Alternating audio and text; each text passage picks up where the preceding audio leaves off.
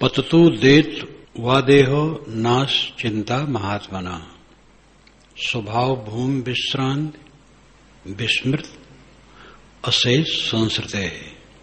स्वभाव भूमि विश्रांत, स्वभाव के भूमि पर जो विश्राम करता है, स्वभाव भूमि विश्रांत। स्व खुद, भूमि जगह, स्वभाव भूमि, स्व खुद, भाव अस्तित्व, भूमि जगह, विश्रांत सो जाना, शांत हो जाना। अपने अस्तित्व की भूमि पर जो निरंतर विश्राम करता है, विस्मृत अशेष संस्कृते, अशेष नाम पूरा, संस्कृते संसार, पूरे संसार को जो भूल गया है। पततु देतु, पतित उदेतु, गिरते उठते, वा देहो, देह को रहते या जाते। न अस्य चिंता महात्मना, उस महात्मा को इसकी चिंता नहीं रहती जो स्वभाव भूमि में विश्राम करता है और पूरी दुनिया को भूल जाता है। वह यह चिंता नहीं करता है कि शरीर कब तक है, कब जाए। शरीर को पहले ही वो विदा कर देता है मन से। जब जाए जाए, जाने वाली चीजें वो कुछ ठिकाना है।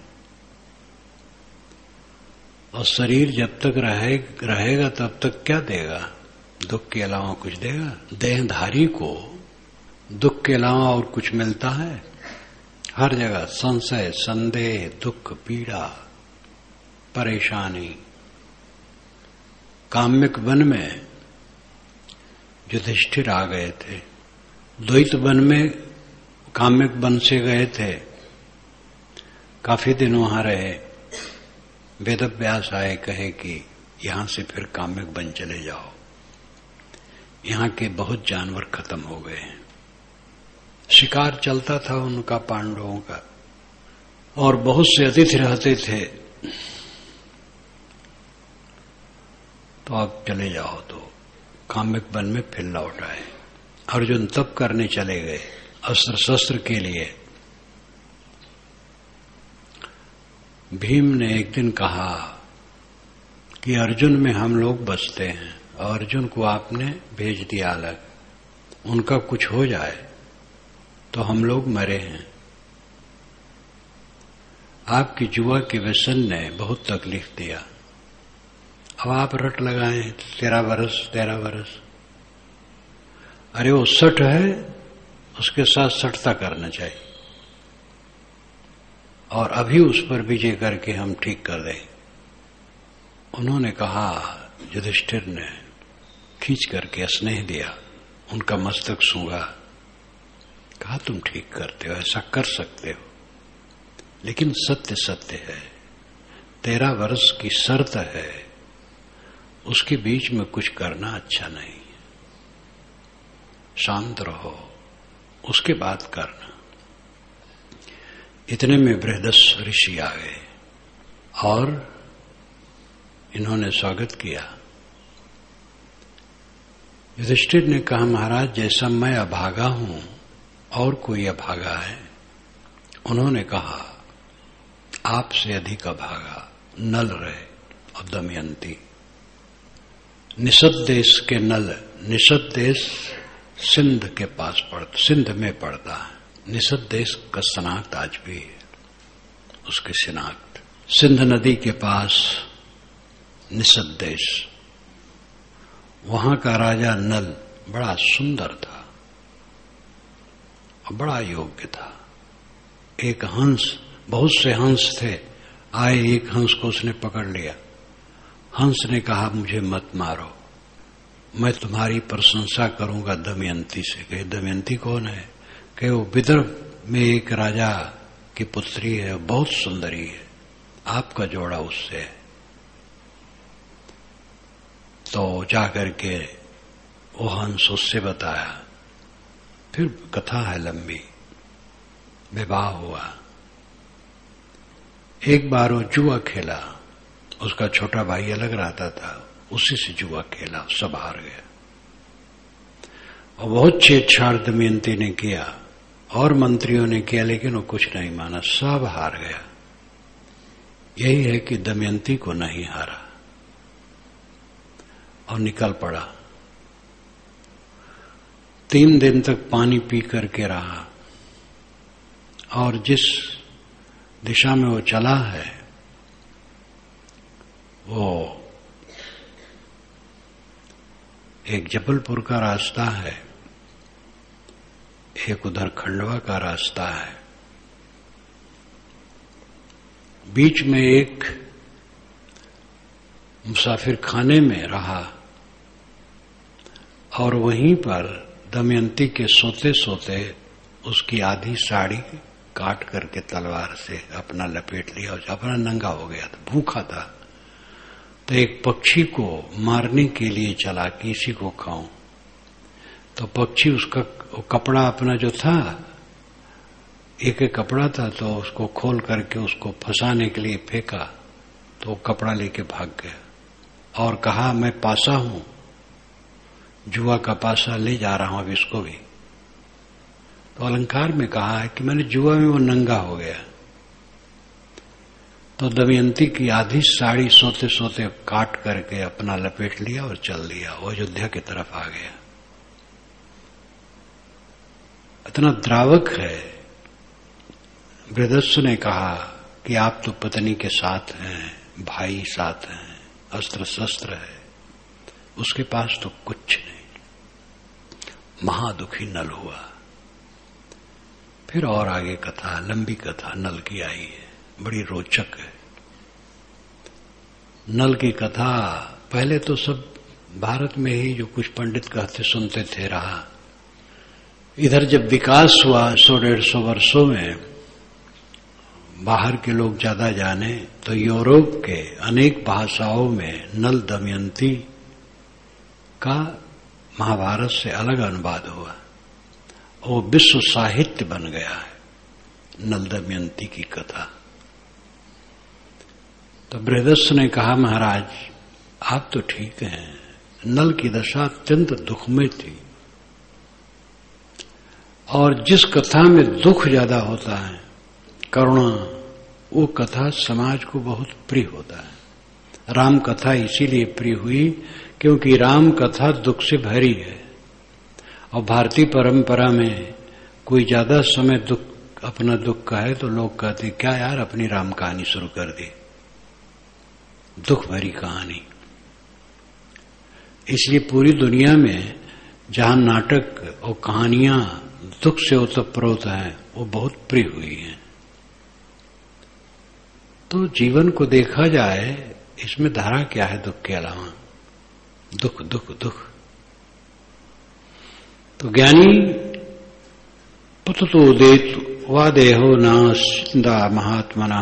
महात्मा को ये चिंता नहीं रहती ये शरीर है कि जाए, जब चाहे जाए, पहले से वो मन से छोड़ दिया है। क्योंकि स्वभाव भूमि विश्रांत विस्मृत अशेष संस्कृत है, वो स्वभाव भूमि में स्थित है। स्वभाव भूमि, स्व खुद, भाव सत्ता।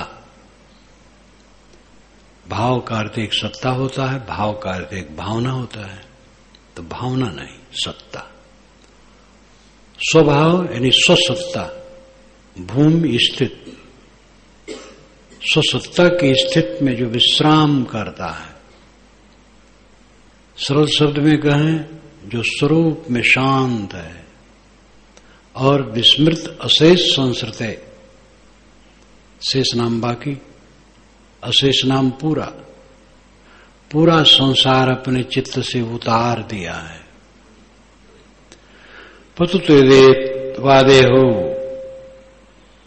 देह गिर जाए अथवा अभी कुछ रहे, न अस्य चिंता महात्मना। उस महात्मा कोई चिंता नहीं रहती है, देह रहे जाए, पहले से देह छोड़े और वो स्वभाव भूमि में विश्राम करता है। बहुत महत्वपूर्ण शब्द यह है शब्द क्या है? शब्द समुच्चय, स्वभाव भूमि। 3 पद हैं, स्व भाव भूमि। ये स्वभाव भूमि मिलकर के समस्त पद है। एक से अधिक पद जहां मिलते हैं एक साथ तो उसको समस्त पद कहते हैं। स्वभाव भूमि अपनी सत्ता में विश्रांति, जिसको शांति है, स्थिर है और सारा संसार भूल गया, उसके लिए कोई क्लेश नहीं है। अकिंचन कामचरो निर्द्वंद्वच्छिन्न संशया असक्ता सर्वभावेषु केवलो रमते बुधाः। बुधाः जो जागृत है, जिसका मोह भंग है। असक्ता सर्वभावेषु, सर्व भाव से वो असक्त है। आसक्त और असक्त में पूरा अर्थ का उल्टा है। आसक्त बधा हुआ चित्त, असक्त कहीं नहीं बधा। आसक्ति से रहित असक्त शब्द का प्रयोग होता है। असक्त, सक्त नाम बधा हुआ, असक्त नाम निर्बंध। असक्ता सर्वभावेषु, सभी भावनाओं से असक्त, सभी सत्ताओं से असक्त, यानी बाह्य दृश्य जगत सत्ता से असक्त। कहीं भी उसका मन बधा नहीं है। केवलो रमते बुधा, केवल अपने आप में रम रहा है वो जागृत पुरुष। अकिंचना कामचारो, वो अकिंचन। अकिंचन का मतलब जिसके पास कुछ न हो, एकदम दरिद्र। हम दरिद्र में सुखी हैं, संपत्ति सो दुखमान। भोजन भिक्षा अन्न को औन दियन जलपान। श्री पूर्ण साहब ने कहा अकिंचन, जिसके कुछ भी न हो। विवेक से वो अकिंचन रहता है, कुछ नहीं मानता है कि मेरे पास कुछ है। अकिंचना कामचरो, इच्छा अनुसार आचरण करने वाला। कामचरो, इच्छा अनुसार आचरण करने वाला। उसकी इच्छा इतनी पवित्र हो जाती है कि उसके अनुसार वो जो कुछ करता है सब उसके लिए और दूसरे के लिए प्रमाण हो जाता है। क्योंकि वो निष्काम होने से उच्छृंखल नहीं होता है, मनमती नहीं होता है, इंद्रिय लंपट नहीं होता है, संयत होता है। इसलिए वह जो कुछ करता है वो शास्त्र बन जाता है, दूसरे के लिए रास्ते का मील बन जाता है, मील का चिन्ह। वो जो कुछ बोलता है करता है सब कुछ मानो प्रमाण है। कामचरो निर्द्वंद, और वो निर्द्वंद होता है, द्वंद्व ग्रसित नहीं होता है। द्वंद्व, उलझन, उद्वेग इसमें नहीं पड़ता है। निर्द्वंद। किस लिए द्वंद्व? जिस लिए द्वंद्वग्रस्त होते हो वह कुछ नहीं है। ये बात पीछे समझ में आती है, और जिसको वर्तमान में समझ में आ जाए वो मुक्त होता है। वर्तमान में नहीं समझ आया, आंदोलित हो गया, और पीछे पछताना। जिस भावुकता में पढ़ करके हम उद्वेगित होते हैं और अन्यथा बकते हैं और नहीं कहने योग शब्द कहते, नहीं करने योग काम करने लगते हैं, उसी घटना को पीछे देख करके अपने को पश्चाताप करते हो।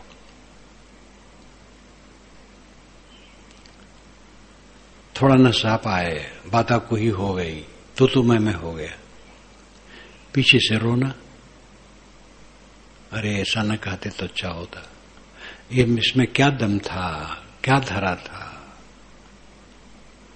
वो कहानी कि बड़ा भाई ऊपर से घी का घड़ा नीचे दिया, छोटा भाई खड़ा था नीचे, पकड़ा, दोनों के हाथ से घड़ा छूट गया, घड़ा टूट गया, घी खराब हो गया। बड़ा भाई कहता भैया मैं पकड़ा नहीं पाया, छोटा कहता मैं मुझसे गलती हुई, कोई झगड़ा नहीं हुआ। झगड़ जाते तो बड़ी बेवकूफी काम किया, वो कहता बेवकूफ तुम हो, हमें कहते हो। घी खराब हो गया तो खराबे हो गया, पीछे पछताना पड़ता। उनको पछताताप नहीं, क्योंकि दोनों का आदर करते हैं। जो काम करता है उससे बिगड़ जाता है, जो काम नहीं करे से उससे क्या बिगड़ेगा। और बिगड़ जाने से अगर तुम व्यवहार बिगाड़ लो तो बेकार हो गए।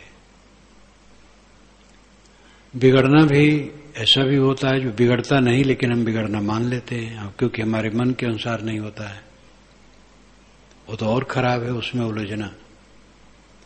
कुल मिलाकर के चाहे जो हो जाए, उद्वेगित न हो, तब उसका वो बढ़िया समाधान कर सकता है। खुद उद्वेगित हो गया तो स्वयं समस्या बन गया, वो क्या फिर समाधान करेगा। जो उद्वेगित नहीं होता है वह शांति पाता है, उसको पछताना नहीं पड़ता है। उद्वेगित होने वाले को पदे पदे पछताना है, जीवन भर पछताना है। जो उद्वेग शून्य रहता है उसको पछताने का चांस नहीं रहता है।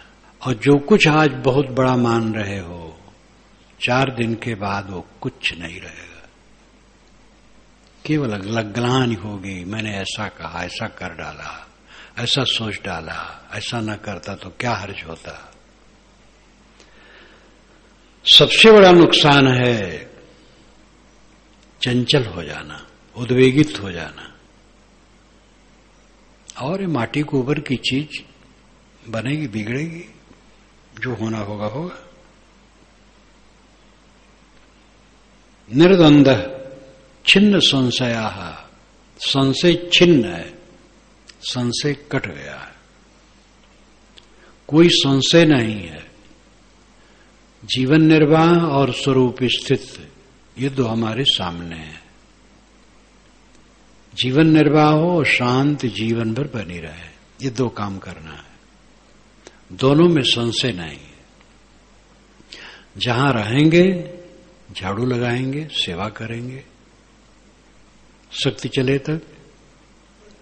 अब भोजन वस्त्र सब मिलेगा, प्रेम मिलेगा, सब कुछ मिलेगा। नम्र रहेंगे, सेवा करेंगे, कोई परेशानी नहीं रहेगी, कोई संदेह नहीं है हमारे गुजर बसर के लिए। सबका प्रेम मेरे लिए, अरे मुझे प्रेम में रहना चाहिए। सबकी करुणा हमारे ऊपर बरसती है।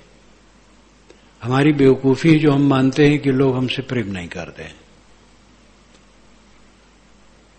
सबकी करुणा हमारे ऊपर बरसती है, हमारा मन ठीक होना चाहिए बस। प्रारब्ध जीवन निर्वाह में कोई संशय नहीं, स्वरूप स्थित में कोई संशय नहीं। अपने ही मन को मारना है, दूसरा कोई नुकसान करने वाला हमारा नहीं है।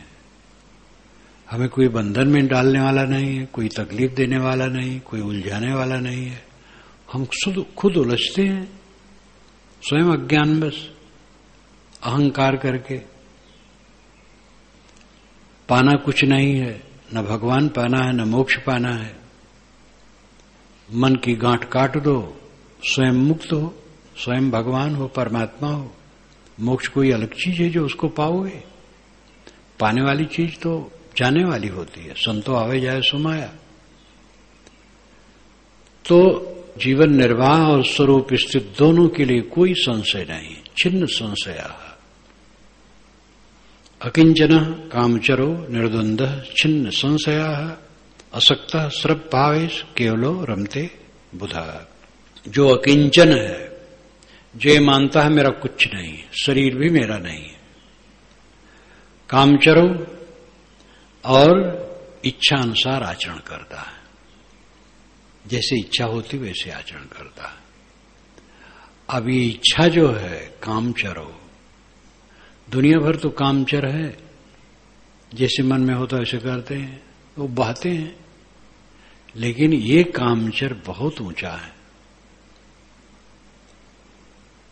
क्योंकि उसका मन ही इतना निर्मल है कि उसकी कोई इच्छा ही खराब नहीं होती है। सब संयत, निर्द्वंद, द्वंद्वहीन, छिन्न संशया संशय रहित असक्त सर्व भावेषु समस्त वस्तुओं से अनासक्त केवलो रमते बुधा, ऐसा जागृत पुरुष केवल में रमता है, अपने आप में, अकेले आप में शांत तृप्त रहता है।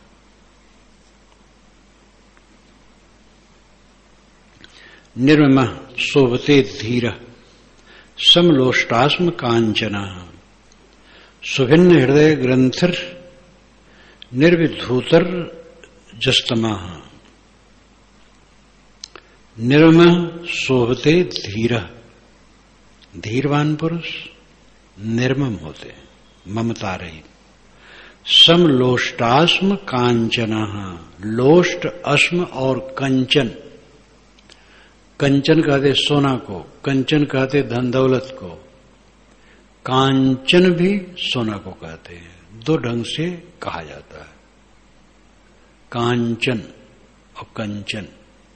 कांचन का एक अर्थ होगा कंचन संबंधी, धन दौलत संबंधी, लेकिन शुद्ध रूप में दोनों का अर्थ एक है, कंचन कहो चाहे कांचन कहो, उसका अर्थ है सोना। समलोष्टास्म कांचनः, लोष्ट अस्म और कंचन में समबुद्धि। लोष्ट कहते ढेला को, अर्थ है मिट्टी का ढेला, लोष्ट मिट्टी का ढेला। अस्म पत्थर, अस्मनवती रेते, वेद में आता है अस्मनवती पत्थरों से भरी हुई रेते बह रही है। अस्म पत्थर, कांचन सोना, मिट्टी का ढेला, पत्थर और सोना में समबुद्धि है, मतलब खिंचाव नहीं है। अब उपयोग तो अलग अलग है, मिट्टी का ढेला बहुत कम दाम का है, बिना पैसे भी कोई नहीं लेगा। पत्थर का थोड़ा ज्यादा मूल्य दूसरे ढंग से है, सोने का बहुत मूल्य है, तो उसका उपयोग अपनी जगह पर है।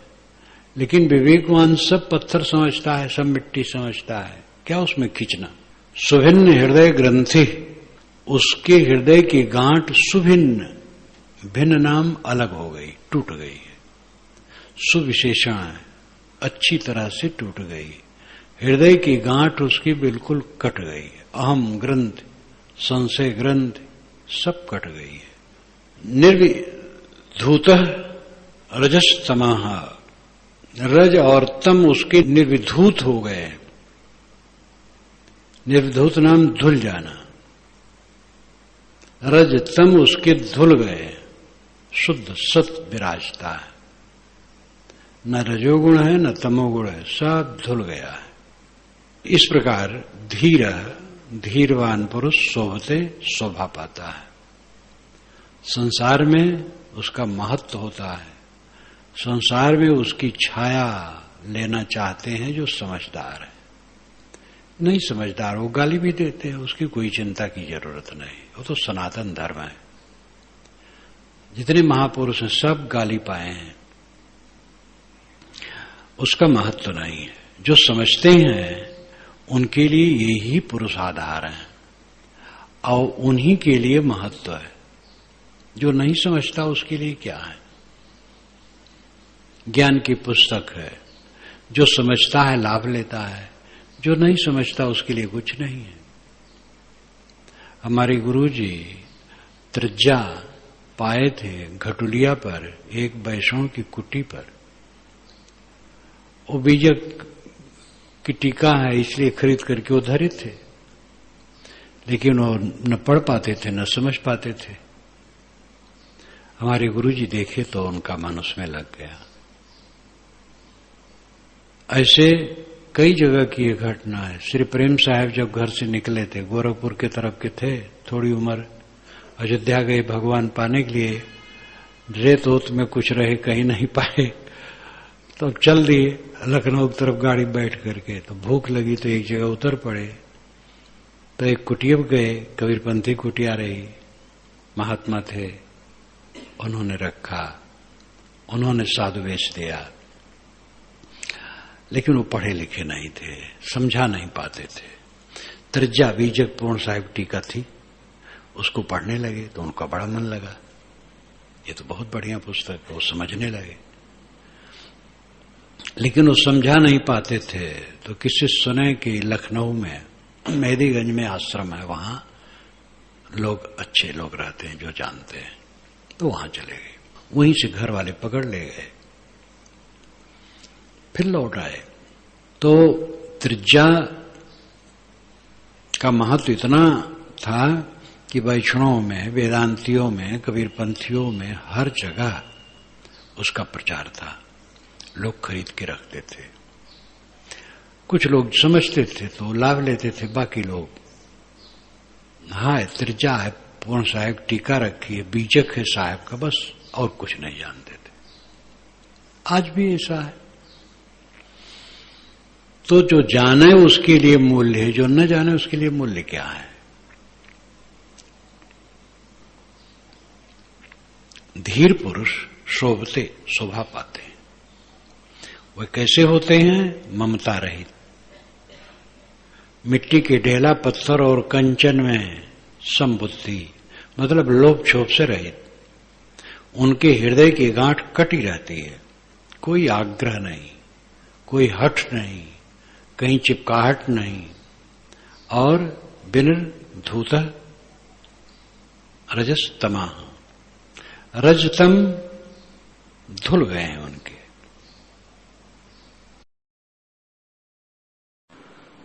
सर्वत्र नवधान से न किंचित वासना हृदय, मुक्तात्मनो वितृप्त से तुलना केन जायते। सर्वत्र अनुधान से, अवधान कहते हैं सावधानी को, ध्यान को, और अनुधान कहते हैं ध्यान न देना। जो सर्वत्र अनवधान हो गया है, सब तरफ से ध्यान हट गया है। अनवधान होना गलत है और अनवधान होना सही है। किस प्रसंग में अर्थ किया जाना है, इसका महत्व है। इसीलिए शब्द पकड़ के बैठना नहीं चाहिए। अवधान, अनवधान। अवधान का मतलब है ध्यान, अवधान का मतलब है जागरूकता, सावधानी, ख्याल, स्मृति, तत्परता। अनवधान का अर्थ है लापरवाही, ध्यान न देना। ऋषि कहता है सर्वत्र अनवधान से, सर्वत्र अनवधान से, सब तरफ से लापरवाह, कुछ ख्याल नहीं। अर्थ है कि सब तरफ से ध्यान हट गया, सब तरफ से मन लौट आया।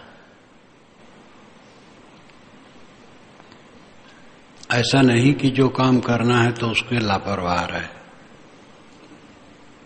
लंगोटी कहीं फैला दे तो लापरवाह है, उसको उठावे ना और पड़ा रहे 24 घंटा।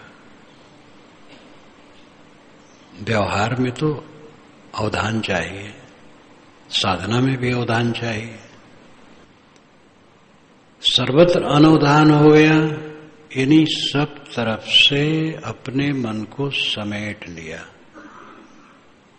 कहीं ध्यान नहीं। सर्वत्र अनवधान से न किंचित हृदय वासना, हृदय में कुछ वासना नहीं रह गई। कुछ देखूं, सुनूं, भोगूं, पाऊं, खाऊं, कुछ भी वासना नहीं रह गई। मुक्त आत्मनो वितृप्त से, वितृप्त हो गया, अच्छी तरह से तृप्त हो गया, संतुष्ट हो गया। मुक्त आत्मनः, ऐसे मुक्तात्मा की तुलना केन जायते, किससे उसकी तुलना की जाए?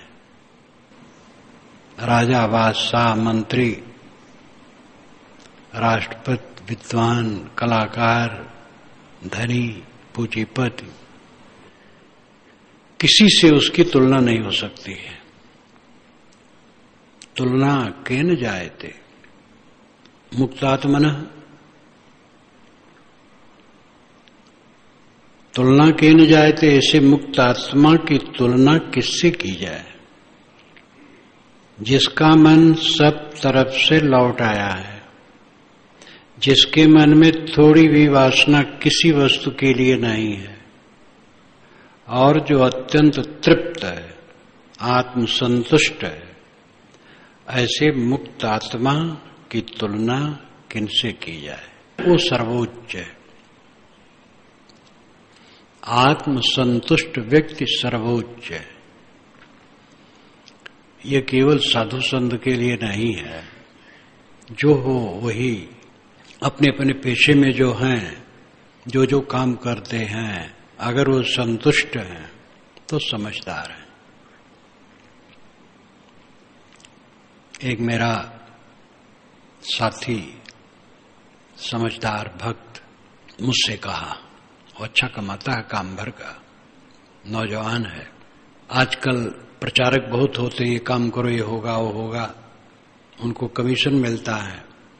आकर के उसके सामने आधा घंटा उसने व्याख्यान दिया कि इस काम को भी करो तो इसमें इतना लाभ होगा।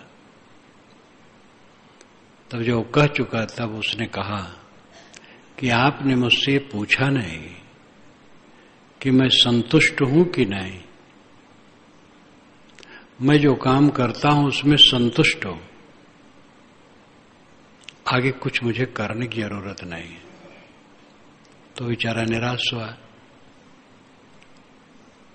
नौजवानों के मन में होता है कि ये तो कर रहा हूं, इतना लाभ हो रहा है, लेकिन कुछ और मिले तो और करूं तो और लाभ होगा, ये भावना प्राय रहती है। लेकिन उसने कहा कि आप इतना व्याख्यान मेरे सामने दिए, बहुत मेहनत किए, मुझसे आपने पूछा नहीं शुरू में कि बताओ और कुछ करना चाहते हो कि नहीं। मैं जो कर रहा हूं उतना काफी है और उसमें मैं संतुष्ट हूं। धन कमाते कमाते भी कितने लोग दुख कमाते हैं। धन बढ़ने लगा तो अब कमाने की इतनी तृष्णा बढ़ गई कि बैठने की फुर्सत नहीं है और उसको लेके चिंता बढ़ गई। उसको जमा करना, सुरक्षित रखना, खर्च करना, सावधान रहना, कोई छीन न ले, उसके पीछे दिमाग खराब और जीवन पूरा धुन जाता है। 8-8 लाख रुपए तनख्वाह जिसके हैं, 10-10 लाख रुपए तनख्वाह जिसके हैं महीने में, ऐसे लोगों को मैंने देखा, चेहरा उनका विवरण विकृत। कोई 40 वर्ष की उम्र में वो 70 के लगते थे। कहानी सुनने में तो ऐसा है, 8 लाख रुपया, 10 लाख रुपया महीना तनख्वाह है उनकी, तनख्वाह मिलती है, लेकिन वो धुन गए हैं, सुखी नहीं है। धन कमाने की तृष्णा जब हो जाती है तो उसी में वो आदमी बेकार हो जाता है। कुछ लोगों की वीरता है बच्चा पैदा करने में। ब्यावर गाय होती है, ब्यावर घोड़ियां होती हैं जो हर साल बच्चा देती है। ऐसी कुछ देवियां भी होती हैं, उनके खूब बच्चे हो सकते हैं। और कितने सूरवीर हैं कि लाइन लगाते हैं और जवानी में वो बड़ा अहंकार करते, इतने बच्चे हमारे हैं।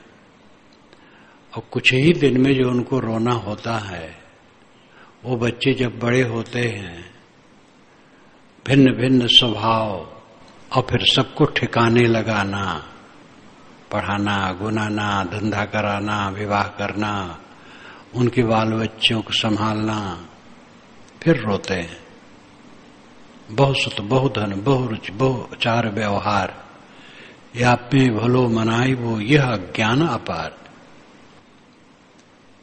तो आदमी तृष्णा में रात दिन चलता है और भटकता है। जो सब तरफ से जिसका मन सिमट आया है, सर्वत्र अनुधान से, कहीं मन नहीं लगता है दुनिया में, और जिसके मन में कोई वासना नहीं है दुनिया की, और जो अच्छी तरह से तृप्त है, ऐसे मुक्त आत्मा की तुलना किससे की जाए। जीवन में सर्वोच्च पद है तृप्ति। व्यवहारी आदमी भी जहां रहे तृप्त रहे, जितना कमाए तृप्त रहे, त्रिश्रम न पड़े, जो उपलब्ध है तृप्त रहे, सब समय तृप्त रहे, ये जीवन की ऊंचाई है।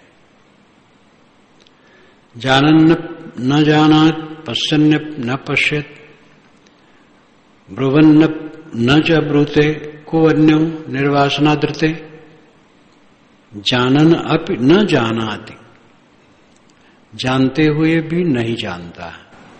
जानन अपि, जानन जानते हुए, अपि भी, जानन अपि जानते हुए भी, न जानाति नहीं जानता है। पश्यन् न पश्यति, पश्यन् अपि न पश्यति देखते हुए नहीं देखता है। ब्रुवन् न च ब्रूते, ब्रुवन् बोलना, बोलते हुए भी नहीं बोलता है। को अन्यो निर्वासनादृते, को अन्य निर्वासनात् ऋते, ऋते नाम बिना, वासना विहीन के बिना कौन ऐसा होगा जो करते हुए नहीं करता है, देखते हुए नहीं देखता है और बोलते हुए नहीं बोलता है। वासनाहीन व्यक्ति के अलावा ऐसा कौन होगा। जो आदमी देखता है, मोहता है, राग करता है, द्वेष करता है, काम करता है, कुछ करता है, अहंता ममता से करता है, राग द्वेष करता है, बोलता है, बोलने में अहंता ममता, उसमें भी राग द्वेष करता है। जो करने में, जानने में, देखने में अहंकार करता है वो राग द्वेष करता है, चाहे वो करे, चाहे बोले, चाहे जाने, सब में राग द्वेष। जिसके देखने, सुनने, करने किसी में भी राग द्वेष नहीं है, वो जानते हुए नहीं जानता है, करते हुए नहीं करता है, देखते हुए नहीं देखता है, क्योंकि उसकी अहंता ममता मिट गई है। जो कुछ करता है अहंकार नहीं, जो कुछ देखता सुनता है अहंकार नहीं, कहीं ममता नहीं, कहीं आसक्ति नहीं, निष्काम होके सब कुछ करता है। इसलिए जाननत न जानात, जानता है लेकिन नहीं जानता है। इंद्रियों के सामने चीजें हैं, जान रहा है, लेकिन कोई लिप्सा नहीं, कोई चिपकाहट नहीं। और पश्यन् न पश्यत, देखता है लेकिन नहीं देखता है। देखना न देखना उसके लिए बराबर है, देखने की कोई इच्छा नहीं है। आंखें खुली है, चीज सामने है, देख लिया, लेकिन कुछ इच्छा नहीं है।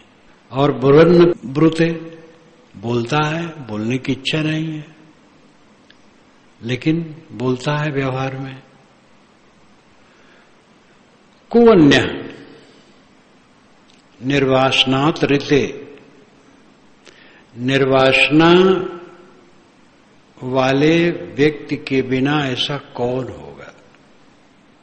निर्वासनात् ऋते, ऋते बिना, बिना वासना के जो है उसके अलावा कौन ऐसा होगा।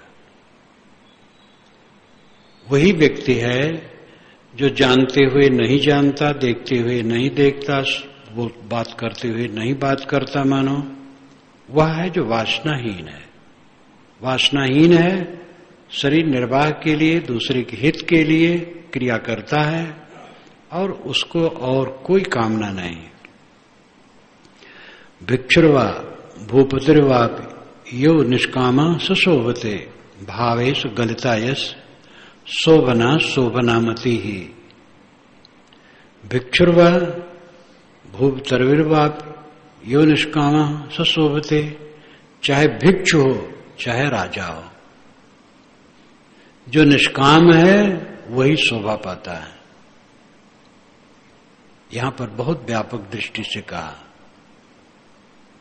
साधु वेश धरे हो वही नहीं, कोई हो, भिक्षु हो भूपति हो, जो निष्काम है वही शोभायमान है, वही सुखी है, वही महत्वपूर्ण है। कामना वाला महत्वपूर्ण नहीं है। निष्काम व्यक्ति महत्वपूर्ण होता है।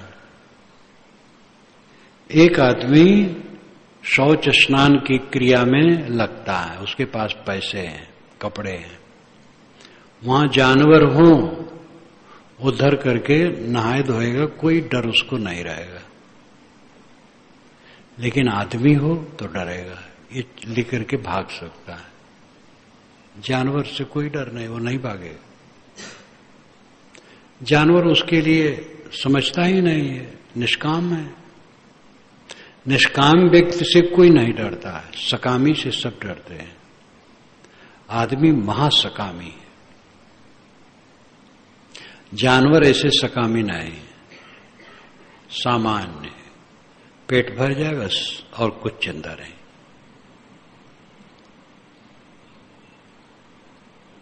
भावेश गलिता यश शोभना शोभनामति, शोभना शोभनामति, शोभन अशोभनामति, पदच्छेद हो जाएगा। शोभन अशोभन, सौंदर्य असौंदर्य, सौंदर्य असौंदर्य, दोनों की मत जिसकी गल गई है। भावेश गलता यश, शोभन अशोभनामति, सौंदर्य असौंदर्य, रूप कुरूप, अच्छा बुरा, अनुकूल प्रतिकूल की भावना जिसकी गल गई है और जो सब तरफ से निष्काम हो गया है, वही दुनिया में शोभायमान है, चाहे वो भिक्षु हो चाहे भूपति हो। क्वा स्वच्छंदम क्वा संकोच क्वा तत्व विनिश्चय निर्व्याजार्यो भूतस्य चरितार्थस्य योगिनः, निर्व्याज आर्जो भूतस्य चरितार्थस्य योगिनः, जो योगी निर्व्याज आर्जो भूत है और चरितार्थ है, तीन बातें कहते हैं। योगिना, जो योगी निर्व्याज है, आर्जो भूत है और चरितार्थ है, उसके लिए स्वच्छंद, संकोच और तत्व विनिश्चय क्या? निर्व्याज का मतलब होता है निष्कपट, जिसमें कपट नहीं, कुटिलता नहीं, खुला हृदय। आर्जो भूत, सरलता की महामूर्ति, शब्द के पीछे जब भूत लगता है तो वो तादात्म्य के लिए लगता है। ब्रह्मभूत यानी ब्रह्मलीन, भूतनाम लीन, तादात्म्य, एकता, चिपकाहट, ब्रह्म में चिपक गया, ब्रह्मभूत हो गया। आर्जो भूत, सरलता में तादात्म्य, जिसका चित्त अत्यंत सरल है। निष्कपटता और सरलता ये दोनों निकट हैं। निर्व्याज और आर्जोभूत, निष्कपट और सरलता की मूर्ति। और चरितार्थ, चरितार्थ का मतलब है जो कहा जाता है उसका व्यावहारिक स्वरूप उपस्थित हो तो चरितार्थ माना जाएगा। आध्यात्मिक भाषा में चरितार्थ का अर्थ है तृप्त। बोल रहा है, बात कर रहा है, लेकिन उसका व्यवहार जीवन में नहीं, तो चरितार्थ नहीं है। रियलाइजेशन इंग्लिश वाले कहते हैं, रियलाइजेशन। जीवन में रियलाइजेशन होना चाहिए, चरितार्थता होनी चाहिए। जो कहे वो करे, तो निष्कपट है और सरलता की महामूर्ति है और तृप्त काम है। ऐसा योगी क्वा स्वच्छंदम क्वा संकोच है। स्वच्छंद होके घूमता है कि संकोच करके एक जगह बैठा। संकोच नाम सिमट कर एक जगह बैठा है। निष्काम व्यक्ति घूमता हो, एक जगह बैठा हो, कोई महत्व नहीं, जैसी स्थित हो। घूमने में भी ठीक, एक जगह बैठने में भी ठीक। साखी में साहब की वाणी आई है कि साधु रमता भाला, लेकिन ये भी है जैसे कि पानी बहता भाला, लेकिन ये भी है कि टुक गहरा हो। अगर गहरा है तो एक जगह बैठा बुरा नहीं है। बहुत घूमता है तो घूमने से वैराग हो जाता है। न एक जगह बैठने से वैराग होगा, न घूमने से वैराग होगा। वैराग तो विवेक से होगा।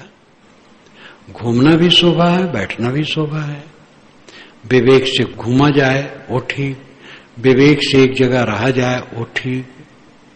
रमण महर्षि कहीं नहीं गए, जीवन भर एक ही जगह रह गए। बस घर से निकले तो एक मंदिर में रहे, पड़े रहते थे। वहां नीचे तल था। कई महीने, शायद 18 महीने नहाए भी नहीं। वो पड़े रहे। उनका सिर का बाल सब घूम घूम करके उसमें कंकर पत्थर छोट छोट भरा। और फिर उसके पश्चात निमी प्रेमी उनको उठा के अलग ले गए, लेकिन कुल मिला के वहीं रहे, एक ही जगह, और कहीं नहीं गए। जब प्रसिद्ध हुए तो कुछ भक्तों ने कहा कि महाराज आप चलें, कहीं घूमें, थोड़ा 2 लोग दर्शन करें। तो कहे हाँ मुझे घुमाओ और मेरे गले में एक तख्ती बांध दो, ये रमण महर्षि आ रहा है। मुझे कौन जानेगा मैं घूमूंगा कि कौन जा रहा है, तो एक तख्ती बांध दो कि रमण महर्षि आ रहा है। वो एक ही जगह रहे। क्या स्वच्छंदम और क्या संकोच है। घूमना और एक जगह रहना, इसका महत्व नहीं। महत्व है कि निष्कपट है, सरल है, तृप्त है। जो साधुता का लक्षण है वो वर्तमान है, वही शोभा है। क्वा वा तत्व विनिश्चय है। तत्व विनिश्चय फिर क्या। तत्व विनिश्चय तो पहले होता ही है। तत्व विनिश्चय यानी असलियत का पक्का बोध। तत्व विनिश्चय विविशेषण है। निश्चय निश्चय विविशेषण है। विनिश्चय नाम अच्छी तरह से निश्चय। तत्व का मतलब आखिरत, वास्तविकता, सच्चाई। सच्चाई का बोध पक्का। अब उसके लिए क्या है। बोध तो पहले से है, बोध में तो जीवन बिता रहा है। अब तत्व विनिश्चय का कुछ नहीं रह गया है। और उसे सोचना नहीं, वो निर्णय नहीं करना और कुछ निश्चय करना है। सब कुछ पूरा हो गया है। तो तत्व विनिश्चय उसके लिए तो पहले हो चुका है। अब तो उसी तत्व में स्थित है। स्वभाव भूमि विश्रांत कल आया था। स्वभाव भूमि में उसको निरंतर विश्राम है। स्वभाव भूमि, स्व नाम खुद, भाव नाम सत्ता, भूमि नाम स्थान। अपनी सत्ता के स्थान में विश्राम पा गया है। आत्मा ही अपनी सत्ता का विश्राम स्थल है। स्वभाव भूमि विश्रांत, तो उसे अब तत्व निश्चय नहीं करना है। जो निष्कपट है, सरलता की मूर्ति है, आत्मतृप्त है, ऐसा योगी एक जगह रहे, घूमे, कोई फर्क नहीं। बात तो है कि मन कैसा है, बहुत साफ सफाई से है कि मैला कुचैला है, इसका भी महत्व नहीं। वनवासी साधु प्रायः लाल कपड़ा क्यों पहनते थे? क्योंकि दाग लग जाता है, सफेद में दिखाई देता है, लाल पहन ले दिखाई नहीं देता। और उतनी सुविधा नहीं होती थी, कहीं झरने में, तालाब में, नदी में नहा लिए, धो लिए, न साबुन न सोडा। तो सफाई स्वच्छता ठीक है, वस्त्र शरीर सबको स्वच्छ रखना चाहिए, लेकिन मन को सबसे ज्यादा स्वच्छ रखना चाहिए। पारखी संतों की स्वच्छता और कुछ वैष्णवों की स्वच्छता। वैष्णव में भी कुछ ऐसे हैं कि जो बहुत स्वच्छता का भाव रखते हैं, टकसार, बहुत टकसार विधान का पालन करते हैं। सन्यासियों में कुछ हैं, ज्यादातर नहीं। वैष्णवों में है और पारखियों में है। स्वच्छता आवश्यक है, लेकिन सब प्रकार की शोभा है निष्कपटता में, सरलता में और आत्मतृप्ति में। यह सब है तो सब ठीक है, और अगर यह नहीं है तो सफाई स्वच्छता है, उसका महत्व है। नहीं वैसा आचरण है तो सफाई स्वच्छता है तो उसका आचरण महत्व ही है, वो बुरा नहीं है, लेकिन अंदर बाहर दोनों साफ होना चाहिए। पारखी संतों की स्वच्छता प्रशंसनीय है। एक वेदांती जब मेरे भोजन में बैठे तो मगन होकर के कहा उन्होंने, ये सन 66 की बात है, मैं बहराइच में था, कुंभ मेला करके फिर उधर गया था, तो मेरे भोजन में बैठे, कहे भोजन तो स्वच्छ पारखी संतों में आता हूं तब मिलता है। तो प्रशंसा दूसरे भी करेंगे जो अच्छी बात होगी, इसलिए बाहर की स्वच्छता भी पूरी होनी चाहिए, लेकिन भीतर की स्वच्छता में और सावधान होना चाहिए। कपड़े साफ हैं, शरीर साफ है, मन में राग द्वेष है तो सब बेकार है। अंदर बाहर साफ। तो ऋषि कहता है, निर्व्याज आर्यो भूतस्य चरितार्थस्य योगिनः क्वा स्वच्छंदम क्वा संकोच व तत्व विनिश्चय। जो निष्कपट है, सरल है, तृप्त है, ऐसे योगी के लिए घूमना और एक जगह रहना इसका महत्व नहीं। जब जैसी स्थिति हो ठीक है, तत्व निश्चय पहले से है और उस तत्व में स्थित है। अब आगे उसे कुछ निर्णय करना दूसरे के लिए हो सकता, अपने लिए कुछ नहीं। दूसरे लिए निर्णय बता दे, दूसरे लिए तत्व निश्चय बता दे, अपना तो तत्व से, तत्व में ही है, असलियत में ही सदैव निवास करता है। अब उसको कुछ करना धरना अपने लिए बाकी नहीं।